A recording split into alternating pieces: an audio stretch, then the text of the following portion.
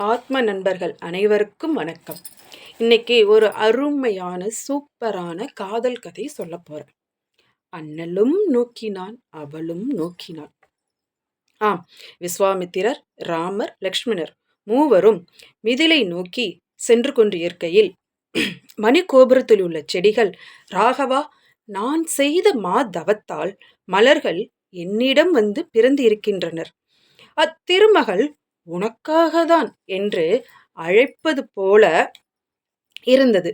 ராமர் முன்னே செல்ல, விஸ்வாமித்திரரும் லக்ஷ்மணரும் பின்னே செல்ல, கன்னி மாடத்தில் கல்லும் புல்லும் உருக மெருகிட்ட தங்க விக்கிரகம் போல் சீதா தேவி நின்றிருந்தார்.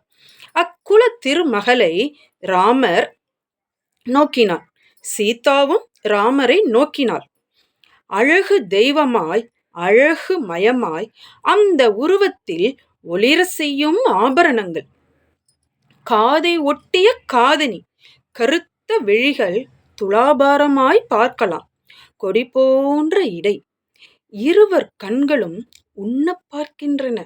ஒவ்வொருவர் உள்ளமும் பாச கயிற்றை கண்வழியாக வீசி கட்டி பிடித்தது. பிறகு கயிற்றை இழுத்தது. உடலோ இரண்டு, உயிரோ ஒன்று.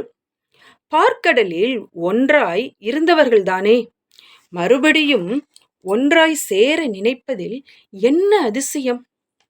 ராமனோ உணர்வும் உயிரும் கலந்ததே. இறைவினை திரட்டி கண்மணி செய்தானோ?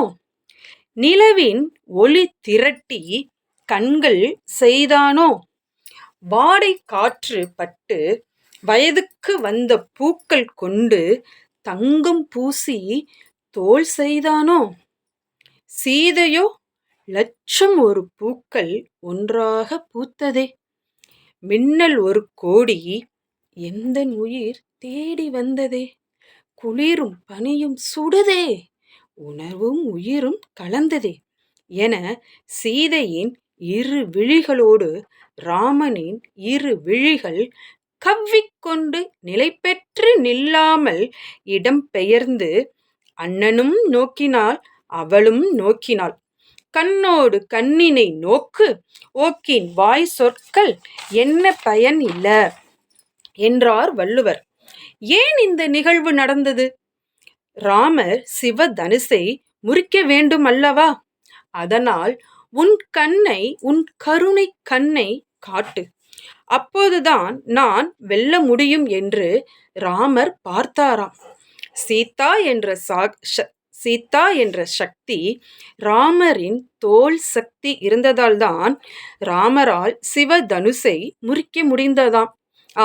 திருச்சியிலே வைகுண்ட ஏகாதசிக்கு முதல் நாள் சுவாமி மோகினி அவதாரம் எடுத்து பெண் வேடமிட்டு நாச்சியார் கோலத்தில் வருவார். அப்போது தன் பக்தர் பராசுத பட்டரின் கனவில் வந்து, என் வேடம் எப்படி இருந்தது, நன்றாக இருந்ததா என்று கேட்டார். அவரும், ஆம், நன்றாக இருந்தது, தாயாரே வந்தது போல் இருந்தது. இதை பார்க்கும் பொழுது தினமும் நீந்தான் சேலை கட்டிவிடுவது போல் இருந்தது. இருந்தும் என்ன இருந்தும், உன்னிடத்தில் என்ன இருந்து என்ன, என் தாயாருடைய கருணைக்கண் இல்லையே என்றாராம். இப்படியாக எங்கேயோ பார்த்தோமே, எப்படி பிரிந்தோம் என தனக்குள் ஒருவருக்கொருவர் கேட்டுக்கொண்டார்களாம். பிரிந்தவர் கூடினால் பேசவும் வேண்டுமோ? இப்படியே செல்லுகையில் இரவு உறக்கமில்லாமல் ராமன் புரண்டு புரண்டு, ஏ மனமே, மாடிமேல் நின்ற தெய்வ திருமகள் மீது காதல் கொன்னேயே, இது முறையோ? அவள் முகம் மட்டும் எப்பொழுதும் தெரிகிறதே, இது சரியோ? இந்த இரவு ஏன்தான் நீண்டு கொண்டே போகிறதோ?